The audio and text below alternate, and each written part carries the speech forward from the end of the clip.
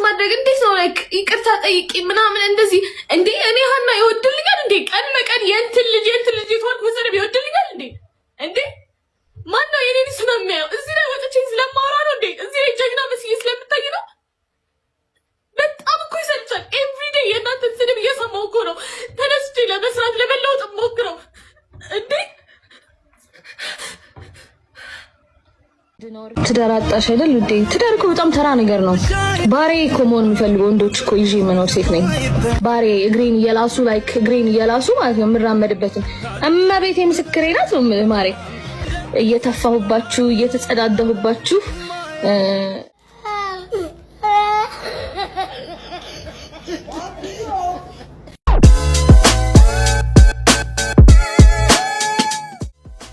ሰላም ሰላም ክቡራን ተመልካቾቻችን፣ ምን አዲሳችን ተጀምሯል። በዛሬው ልዩ መሰናዶ በርከት ያሉ መነጋገሪያ የሆኑ ቪዲዮዎችን ይዘን ቀርበናል። እስከ ዝግጅታችን ፍጻሜ አብራችሁን ቆዩም። ከ2 እና 3 ዓመት በፊት በጣም ታዋቂ የነበረ በዚሁ በሶሻል ሚዲያ ዝነኛ የነበረ ታዳጊ ነው። የታዳጊውን መልእክት እስኪ ተከታትለነው እንመለስ። እናንተ የሀገራችን መሪዎች ስማችሁ ላሳምራችሁ፣ በግብራችሁ ጉድ ጦራዝማች፣ በቆሻሻ ፖለቲካችሁ ሀገራችን ተወጣ በዘርኛ ክፉ ሙች፣ የቆጡና ውርድ ብላ የብቶን እያጣች እናት አባቶቻችን ተጠላልፈው እርስ በርስ ያላሳዳጊ ልንቀረኮረው ሁሉም ሕፃናት ቀስ በቀስ አቦታውናን እንዘግበት በጠቅላይ ሚኒስትርና ኮሜዲያን ምን አለ? ስለ ባላንዶርና የኖቤል ሽልማት አከራካሪነት ሐሳቡን ገልጿል። ዴምቤሌ የተባለው የእግር ኳስ ተጫዋች ባላንዶር አሸነፈ። ዴምቤሌ ባላንዶር ይገባዋል አይገባውም በዓለም ደረጃ አጨቃጫቂ የሆነ ጉዳይ ሲሆን በሀገራችን ኢትዮጵያም የዴምቤሌ ሽልማት ይገባዋል አይገባውም ክርክር ፈጥሯል። በእርግጥ ለሀገራችን ኢትዮጵያ አከራካሪው ሽልማት የባላንዶሩ ሳይሆን የኖቤሉ ነው።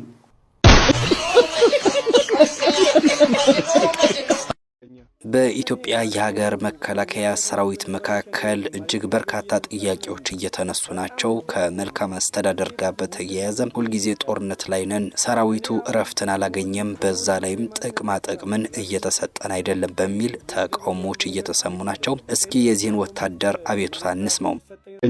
ለሸኔ ባለፈው ከኛ ጋር የተዋጉ የነበረ ሸኔ መሬትና ቤት እየተሰጠ አይደለም እንዴ? በጣም ውርደት እኮ ነው።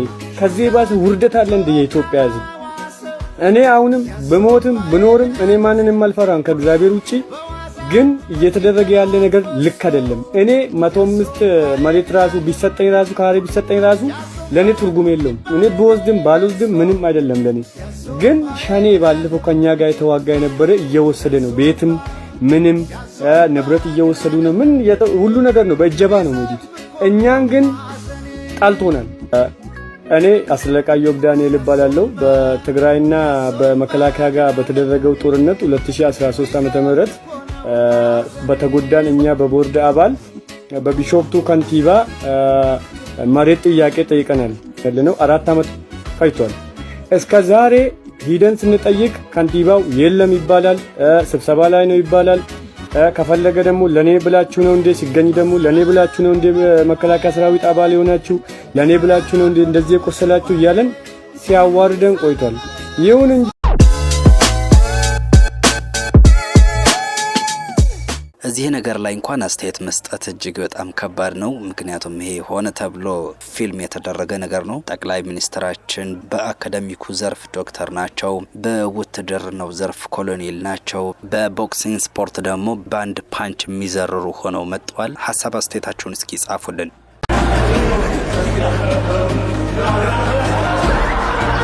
ባምቢ የተሰኘችው ቲክቶከር ከሰሞኑ በርከት ያለ ነቀፋ ሲደርስባት እንደነበረ ይታወሳል። ይህንን አስመልክቶም የይቅርታ ቪዲዮ ሰርታ እንደነበርም ይታወሳል። ይሁንና ይቅርታዋ ተቀባይነትን ያገኘ አይመስልም።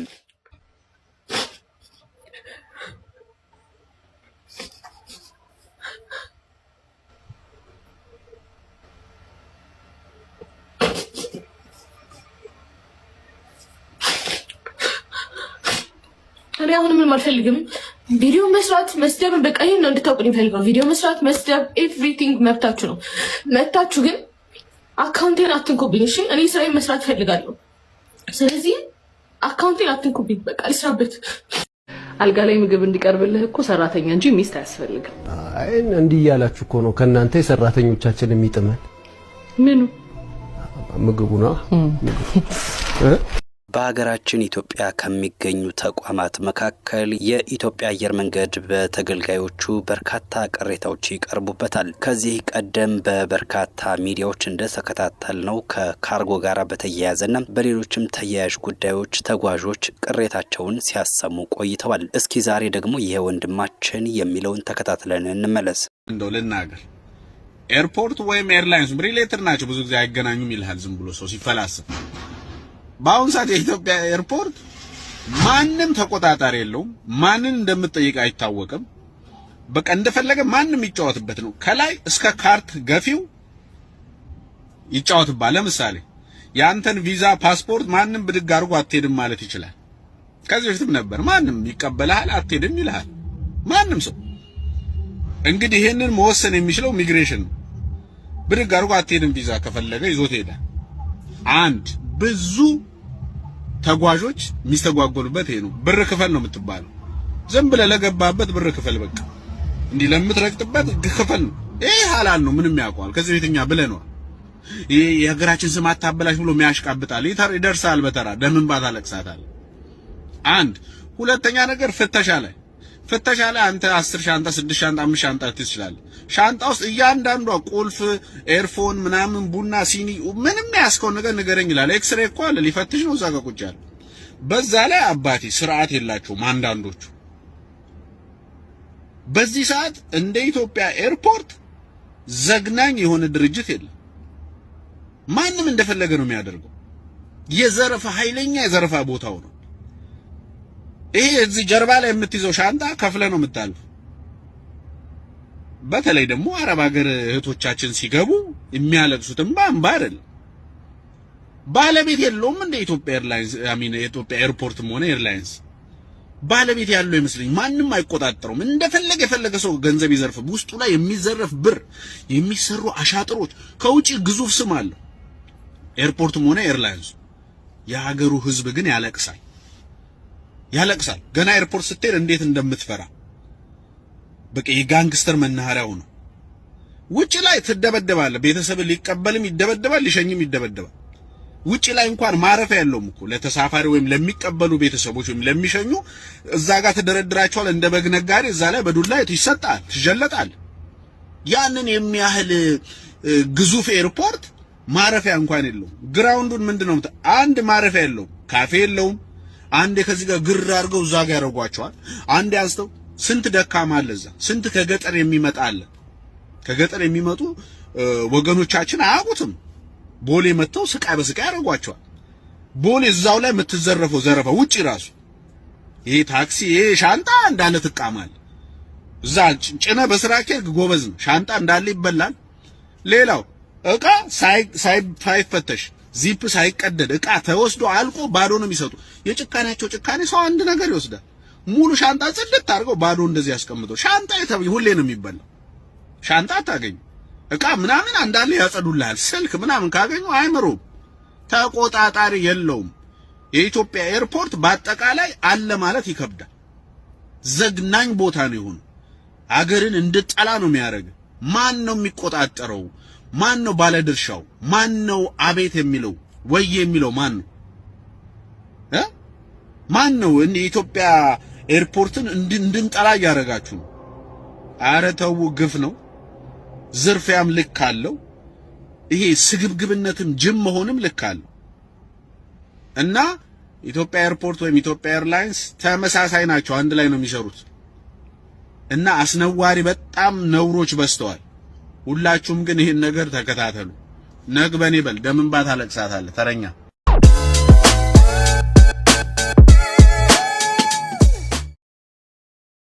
በእርግጠኝነት የቴዲ አፍሮ መሬማ ሙዚቃን በርካቶቻችን በዚህ መንገድ አልተረዳነውም። መሬማ የተሰኘው ዘፈን በርካቶች እንደተረዳነው በአረብ ሀገር ለሚገኙ እህቶቻችን የተዘፈነ ይመስለን ነበር። ይሁንና መልእክቱ ከዚህ በእጅጉ የራቀ ነው። እስኪ ይሄንን ማብራሪያ ተከታትለነው እንመለስ። የቴዲ አፍሮ መሬማ የሚለው ዘፈን አረብ ሀገር ላሉ ሴት ስደተኛ እህቶቻችን ወይም ለስራ ሳውዲ ዱባይ ምናምን ለሄዱ ሴቶች የተዘፈነ አይደለም። በርግጥ ከሱ ጋር ማገናኘታችሁ ጥሩ።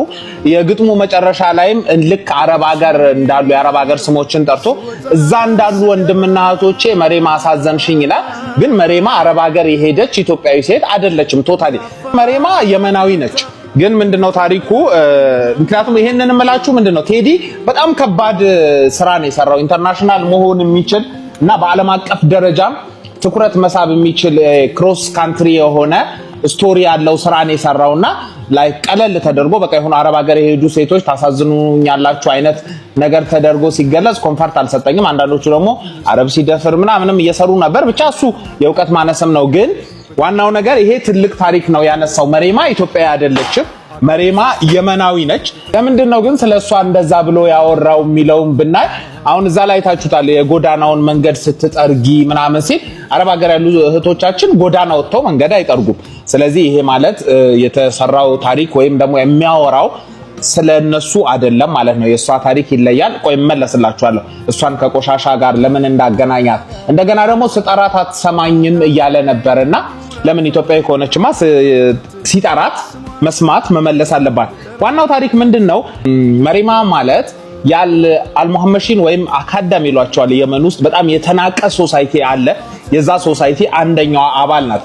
እነዚህ አካዳሚዎች የሚሏቸው በ6ኛው ሴንቸሪ ኪንግ ካሌብ የኢትዮጵያው ንጉስ የአክሱም ንጉስ የነበረው የመን ድረስ ተቆጣጥሮ ለ50 ዓመታት ኢትዮጵያ የመንን ገዝታለች። ኢትዮጵያ የመንን ከገዛች በኋላ የኢትዮጵያ ወታደሮች እዛ ቀርተዋል። በኋላ ላይ የፐርሺያን ኢምፓየር በፈጸመው ወደዚህ አታክ ፈጸመና ኢትዮጵያ ለቀቀች። ያን ኮንከር አድርገው የነበረውን አካባቢ ለቃ አክሱማይት ኢምፓየር ወደ ኢትዮጵያ ግዛቱ ተመለሰ ወይም የመንን ለቀቀ። የመንን በለቀቀበት ሰዓት ግን እዛ የቀሩ ኢትዮጵያውያን ወታደሮች ነበሩ እና አሁን ይሄ አካዳም የሚሏቸው አካዳም ማለት በጣም ክፉ ቃል ነው። ገረዶች እንደማለት ነው፣ አገልጋዮች ማለት ነው እና በጣም ነው የሚንቋቸውና እነዛ የተናቁ ሰዎች የነዛ ኢትዮጵያውያን ወታደሮች ልጆች ናቸው። ፎቶአቸውን እዚህ ጋር አደርግላችኋለሁና ቶታሊ ኢትዮጵያዊ ነው የሚመስሉት በመልክም በምንምና የመን ውስጥ እጅግ በጣም የሚጨቆኑ ማነን እስኪሉ ድረስ በጣም ከባድ መከራ ውስጥ የሚያልፉ ከዛ የሚፈቀድላቸው ስራዎች ምን መሰላችሁ? አሁን ቴዲ ያነሳው መንገዱን ስትጠርግ ያለው እነዚህ አካዳሚ የሚባሉት አልሙሐመሺን የሚባሉት የሚፈቀድላቸው ስራ መንገድ ማጽዳት፣ ቆሻሻ መጣል፣ ሽንት ቤት ማጠብ፣ መለመን የመሳሰሉት ስራዎች ብቻ ነው የሚፈቀድላቸው። ከዛ ውጪ መማር አይፈቀድላቸው። የሚኖሩበት ቦታ ልክ ኢትዮጵያ ውስጥ ቆሼ የሚባለው አካባቢ ነው። ልክ እንደዛ አይነት የቆሻሻ እንትን ላይ በላስቲክ ቤቶች ነው። ይሄው እዚህ ጋር አሳያችኋለሁ። በዛ መኖሪያ ውስጥ ነው የሚኖሩትና ቴዲ በጣም ነው ያስገረመኝ እዛ ድረስ አስተውሎ የነሱን ህመም መናገሩ። ምክንያቱም አረብ ሀገር ያለች ኢትዮጵያዊ አንድ ሴት ዜግነት አላት፣ ማንነት አላት፣ ኢትዮጵያዊ ነች። ለተወሰነ ጊዜ ትበደላለች እንጂ ማንነት ሉዝ አላደረገችም። እነዛ የኢትዮጵያ ዘር ያለባቸው ሰዎችን በከባዱ ነው የሚጨቆኑ። ባይዛው የመን ብቻ አይደለም፣ ሲዲዎች አሉ። ሲዲ የሚባሉ ህንድ ውስጥ አሉ፣ በጣም የሚጨቆኑ ከኢትዮጵያ የሄዱ ሌሎች ሀገሮች። ስሪላንካ ላይም አንድ ማነበር ባሉ አሉ። እዛም ካፊሮች ይሏቸዋል። ስሪላንካም እንደውም ባህላዊ ዳንሳቸው ላይ ኢትዮጵያዊ ነውና ቴዲ በዛ ደረጃ ነው ተጉዞ የመን ላይ ያሉ የኢትዮጵያ ዝርያ ያለባቸው የኢትዮጵያ ዝርያ በመኖራቸው በፊት የገዙን ወታደሮች ልጆች ናቸው በሚል ከፍተኛ ጭቆና የሚደርስባቸው የሚሸሹበት ሀገር የሌላቸው ዜጎችን ነው ያለው እና ለዛም ነው ብነግራት አትሰማ ባወራት አትመልስልኝ ያለው። እሷ ኢቭን ኢትዮጵያዊ መሆናቸውን ብዙዎቹ ስለማያውቁ ነው። አክቲቪስት ከሆኑት ውጪ ስላልተማሩ ስለራሳቸው ስላልተነገራቸው። ለማንኛውም መጨረሻ ላይ ብሏል ልክ ለኢትዮጵያውያን በአረብ ሀገር ኖረው እንደሚሰቃዩት ሁሉ ለመሪማም ማዘንኩላት ይላልና ጥሩ ነው። ለአረብ ሀገር ልጆችም መታዘኑ ህመማቸው መገለጹ። ግን መሪማ ከዛ ከፍ ያለ ኢንተርናሽናል ስራ መሆን የሚችል ነው ለማለት ብዬ ነው። ምግቡ ቀዘቀዘ። ይሄን ሁሉ ሳውራ የወዳቢ ሲኒያ መካኒሳ አቦ ነው ያለው። የወዳቢ ሲኒያ መካኒሳ አቦ ብትመጡ ምግብ፣ መዝናኛ፣ ጭፈራው፣ ባህላዊ ዳንሱ፣ መኝታው ሁሉም ነገር አለላችሁ። ይመቻችሁ። ቴዲ መሪማን የመሰለ ምርጥ ስራ ስለሰጠህን ይመችህ። የተወደዳችሁ ተከታታዮቻችን የዛሬው ምን አዲሳችን የተከታተላችሁትን ይመስል ነበረ። ቪዲዮውን ላይክ እና ሼር፣ ቻናሉን ሰብስክራይብ ማድረጋችሁን አትዘንጉ። ጤና ይስጥልን።